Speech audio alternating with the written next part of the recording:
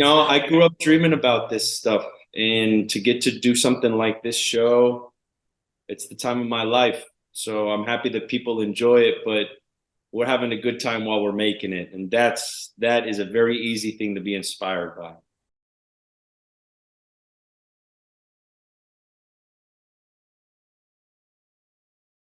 Welcome to the SAG-AFTRA Foundation's Conversations at Home program. I'm Jenelle Riley from Variety.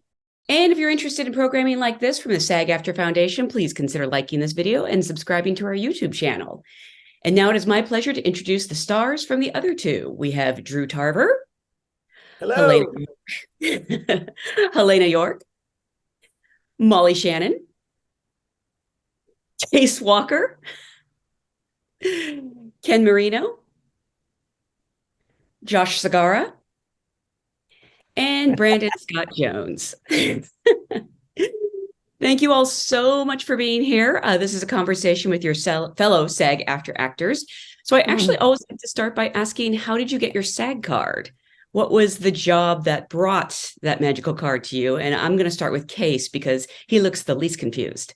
Oh, I'm the most confused. Man, I think I was like with the show, like, this is the reason I had to get a SAG card. Really? The other two? Yeah. That's the awesome. show. Yeah. And for the first year, wasn't actually in. I'm gonna stop. Oh no. Yeah. No, we figured it out. We were. This show brought me into SAG. This show got me into SAG. That's great. Molly, for you? I think I had just graduated from NYU drama school, and I got I think it was called an under 5 on a soap opera called Another World. And that makes you eligible, I believe, to get in. So I'm pretty sure that's the way. Oh, cool. Yeah. Josh, for you? I did a movie called Vampire Bats, which was a CBS TV movie the summer after my sophomore year of college. So I, maybe freshman year, doesn't matter. I was bussing tables at the Olive Garden back home in Orlando. I too went to NYU like Molly and auditioned for this movie. And that's what it was, with Lucy Lawless, the living legend. It was awesome. When you said that title, Brandon looked like he recognized the movie. Have you Brandon seen? knows all my stuff, okay? I'm Josh's #1 fan. Vampire Bats, that's it. That was it. And Brandon, for you? Similar to Molly, I think what made me eligible was when I was like 18, I had like an under 5 on a soap opera called All My Children. Ooh. Yeah. Oh, so yeah. I played a boy on a beach in like the largest purple shirt you've ever seen. And it wasn't my finest moment, but I was happy to become union eligible. Ken, for you? It's real foggy, but I think it had something to do with Kate and Allie. Show. You don't get one if you're background, right? No, not necessarily. But if you start giving you lines, I think somehow that.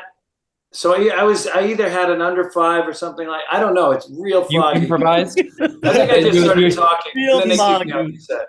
She's not talking about the first time you stole someone else's SAG card. Oh, I misunderstood the question. I have a ton of SAG cards that I've stolen. Want to buy?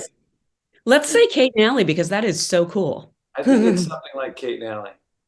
And Drew, for you? Well, I was waiting to get a call back from Vampire Bats, and I didn't get that. I do think I had, but seriously, I think I had to join for a show called Animal Practice. Yeah. Yeah, like 20, maybe 12-ish. Yeah, and I was so excited.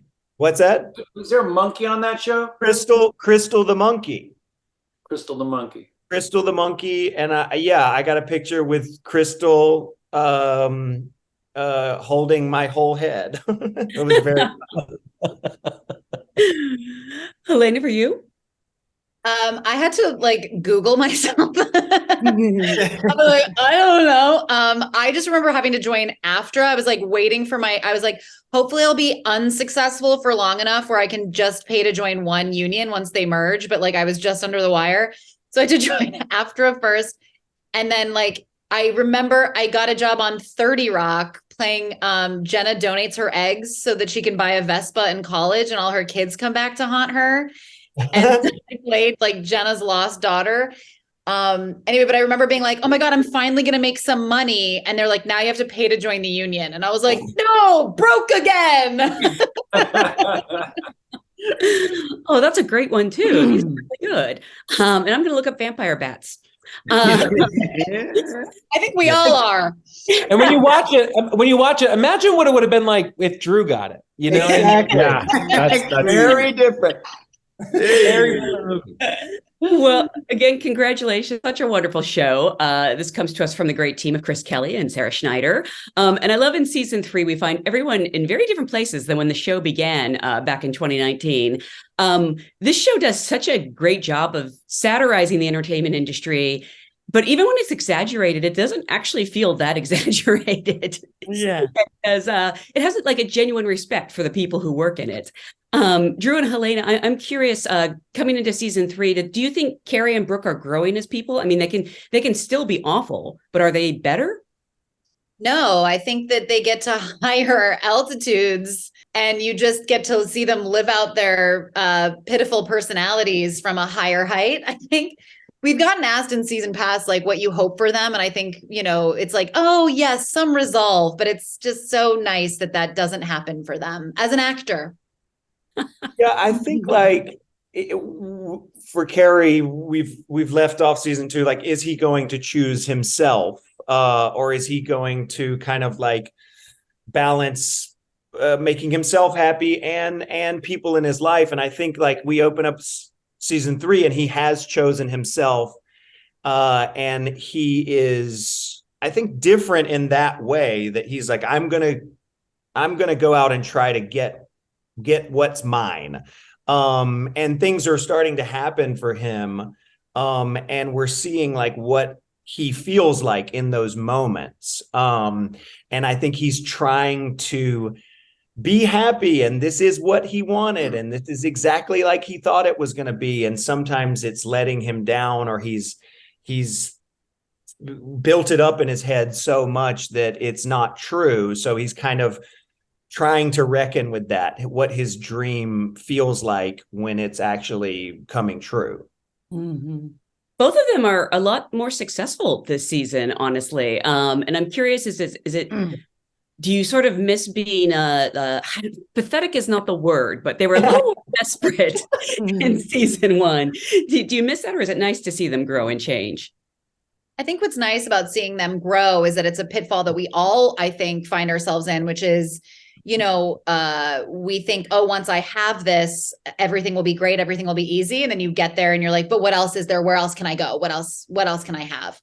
It's sort of like a lack of resolve for them constantly, because they keep moving that for themselves. And then also now thinking about how what they're doing looks to other people, which is, I think, a world we all live in. Like, what am I doing and how will other people think I'm doing, Yeah, there's like an element of it that's almost more pathetic, because they are getting things that they want, or Carrie is getting things that he wants. And it's like, hey, dude, you got the thing. Why aren't you happy? Like, maybe it's something that you're not going to find through work. And watching them struggle with that is really sad at times, because you want them to just be okay where they are and realize how far they have come, but they're kind of just in this cycle of, like Heléne said, sort of moving the goalposts for themselves, so they can't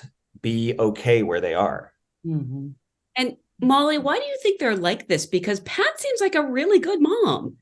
She really does. Exactly. I think it probably Right. Pat is a good mom, and she herself is navigating being in the public eye in a kind of with an alien level type fame. But I think you can't really teach anybody that, no matter, even if you're Meryl Streep. It's like, how do you teach your kids to navigate that? They have to just kind of learn on their own, because she's trying to figure it out for herself. So I don't know if she's able to teach it, because she's confused herself, you know? So it's interesting. I think all the characters are kind of going through navigating being in the public eye. Carrie and Brooke are more successful. Case has just turned 18, so he's navigating that. So I think they're all like figuring it out. Mm-hmm. Is it fun this season finds Pat kind of an accidental media mogul? Is it fun to get to play that? Even like though, she's a little uncomfortable with it? It was so fun to get to play Pat, because this season 3 cuts to 3 years ahead, and Pat has an empire now. And so I've never played a character like that. It was really fun shooting in Pat's fancy house and being like, welcome to my home. And, the clothes, really, the fancy clothes and the shoes can really click you into the character, and the new haircut. And I loved playing, a successful Pat with a media empire. It was just so much fun. Ken, we've seen a lot of portrayals of agents and managers sort of as the villains in entertainment. Streeter is so interesting because he's a schemer, but he genuinely cares about this family, I think. How do you sort of find the right tone in playing this role of this guy who's like a little, out for profit, but also like you really can't help but like him? Well, I think it's all about the characters that Chris and Sarah created. I mean, he's a guy who is very needy, and he wants to be part of this family, and he does indeed love the Dubecks, maybe a little too much at times, but he also is, sort of a mad genius at his job. Like, I mean, sometimes he makes some bad decisions, but he also knows the industry inside and out, and he knows how to work the industry. And so sometimes he, does have to, manipulate some of the Dubecks to do what he needs to make his 10 to 15% off of their earnings. Is he based on any managers you've met in real life? Oh, a little bit of all of them. A little bit of all of them. I'll send you a list of their names after the And Case, the new season finds Chase turning 18 and a whole new world of possibilities that comes with that. When the show started, he was 13. What has it been like to play the trajectory of Chase, and also, yourself grow as an actor and an artist during this time? It's been super rewarding to kind of play the young celebrity, teen celebrity, adult, or like getting there. I'd say it was kind of paralleled just what everyone goes through from 16 to 18/20, but on a pretty extreme level with the craziness of the industry, and him navigating his relationship with his manager and his agent. And I think the biggest thing kind of that happened with Chase is he became a lot more aware of it all. And so everyone's kind of in their own world a little bit this at the start of this season. And like Drew's doing his thing, or Brooke's doing her thing, and everyone's kind of doing their thing. And Chase is like, yo, like, I'm kind of on my own now. Hey guys, like, do you still want to be on my team? What's going on? And so, yeah, just kind of creating that awareness as more of an adult was cool with him this season. Why do you think he handles fame so much better than his older siblings, who should be more equipped to handle this?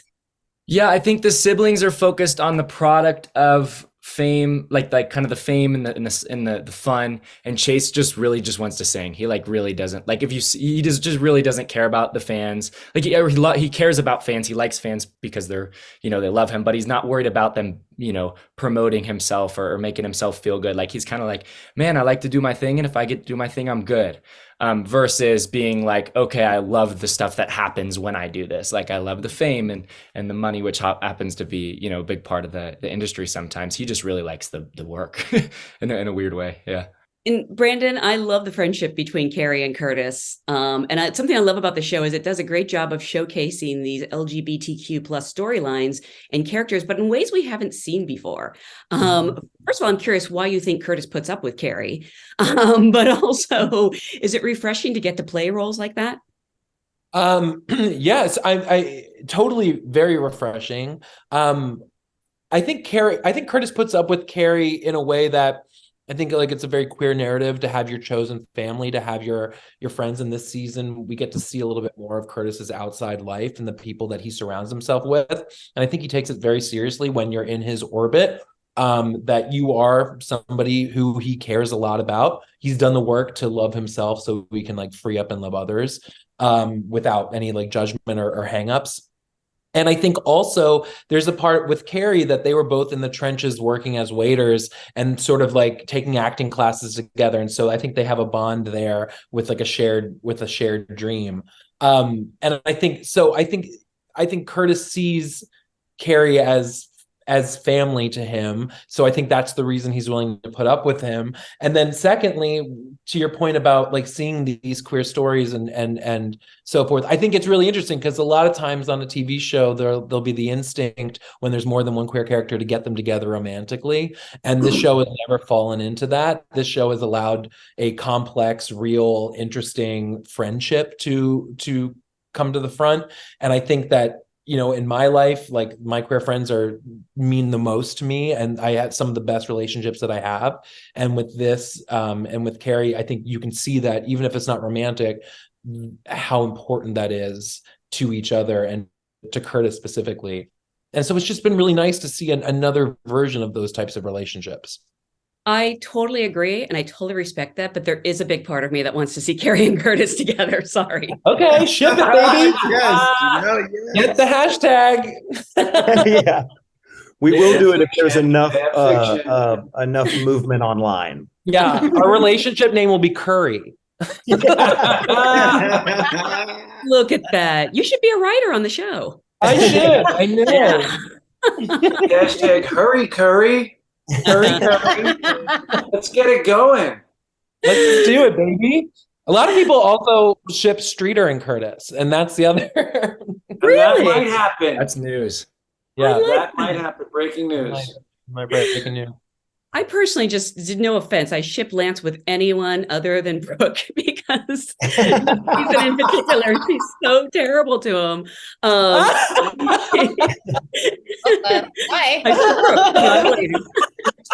I I agree, for the record. Thank you. I do love how Lance is such a different person, having left the business. Basically, everyone this season who leaves the business becomes a saint. And I'm curious for yourself. I mean, is this you're doing very well? You're in like 3 or 4 hit shows at once, but is that something that you ever considered? You know, leaving and what keeps you inspired in a business like this? Oh man, I'll tell you what, getting to come work with these people that are on this screen with me has been a dream come true. You know, like Molly is a living legend. Ken, I think about every time I'm playing any character that I get to play on my other shows, and he knows this. I shoot him a text and I'm like, how would Ken say this? What would Ken do? Nobody makes me laugh harder than Drew and Helena, and they're working their asses off every day. They're there from the sun coming up to the sun going down, and we just have such a good time. This 3rd season, I didn't get to work too much with Brandon in season 1 and season 2. And honestly, this team, we get to have a lot of stuff this 3rd season, as people will see. And to me, that was incredible. All of us in that warming band together in the middle of the park.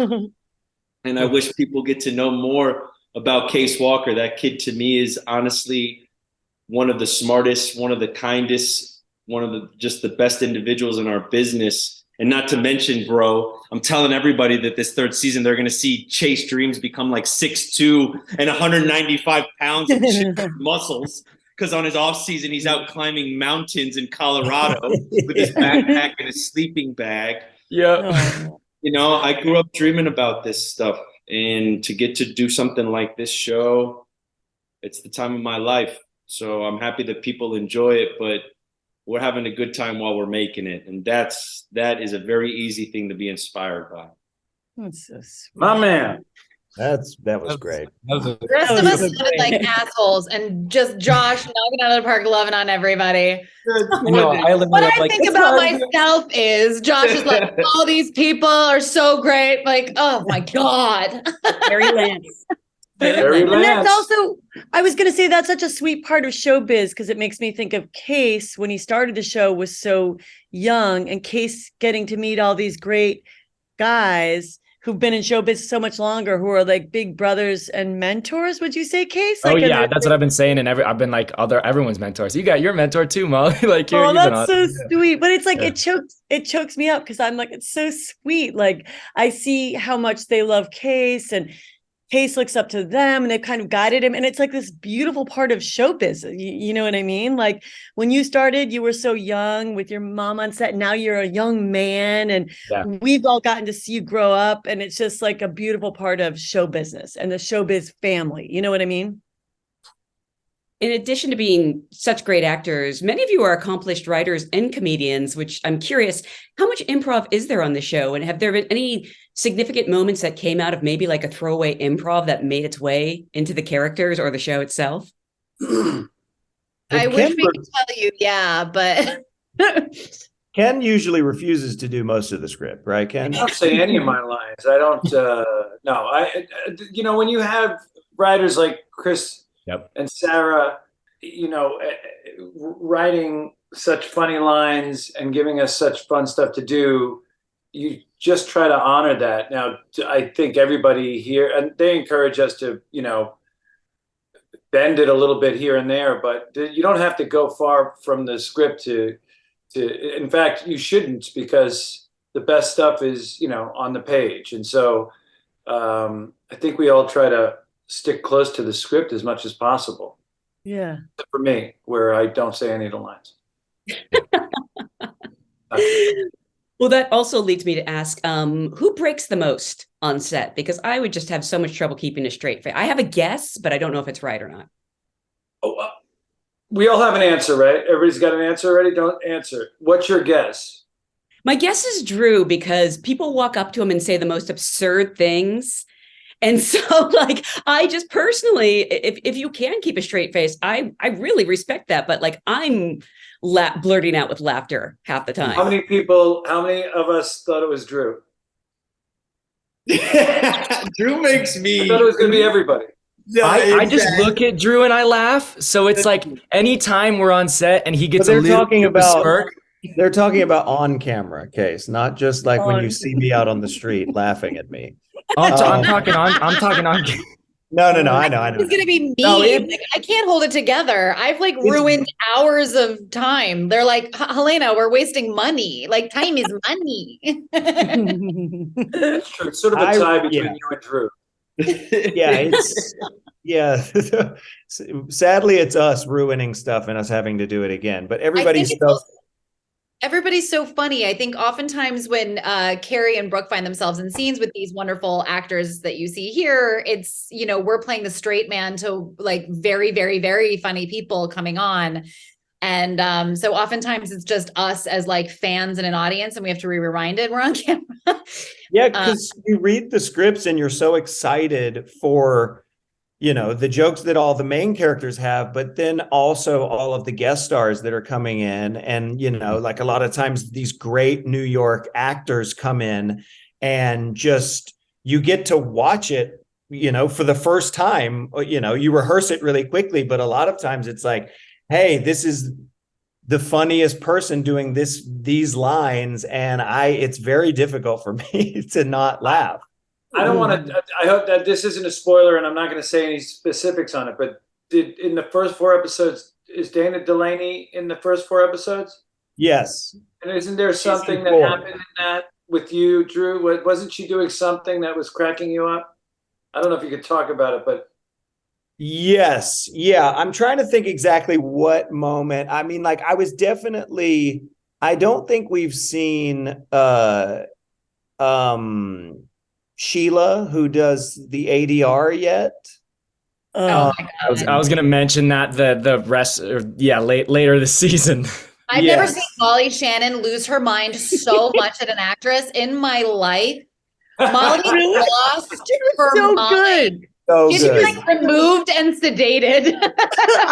She's brilliant. Oh my That was God. that was a day day But of cracking up. applying the makeup on Dana, just with her just kind of sitting there very serious, was, I couldn't, I have to really not, it's got to be very precise, and I'm just putting makeup on her to make her black and white again. That was really, really funny. She was playing it so serious and like, full on tears when she can't be a deal. I was just blown away, and it's like she's doing real full tears in this, goofy comedy scene, like, and I was blown away by it. It was so good.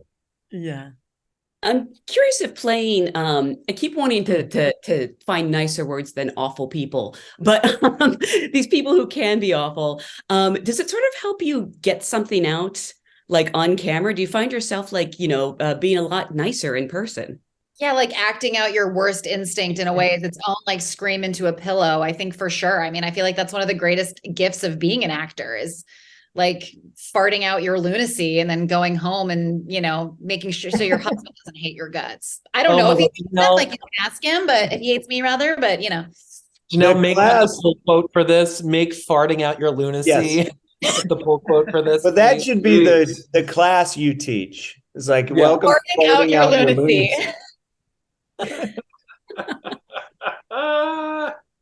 On the other hand, I mean, Josh, Lance is so nice and just like, so like every time Brooke is freaking out, he's just like very calm. Like, what's this about?